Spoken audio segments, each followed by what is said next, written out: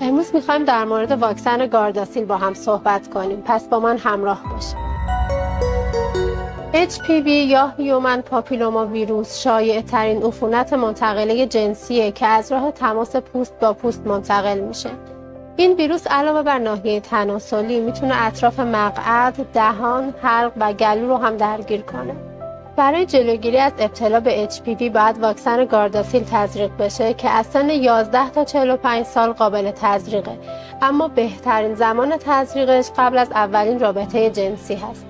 حتی اگر به یک تایپ از ویروس HPV هم مبتلا شده باشید، باز هم با تزریق واکسن میتونید در برابر ابتلا به سایر انواع ویروس HPV ایمن باشید. واکسن‌های موجود در داروخانه‌ها 2 ظرفیتی، 4 ظرفیتی و 9 ظرفیتیه که در فاصله 0، 2 و 6 ماه تزریق میشه.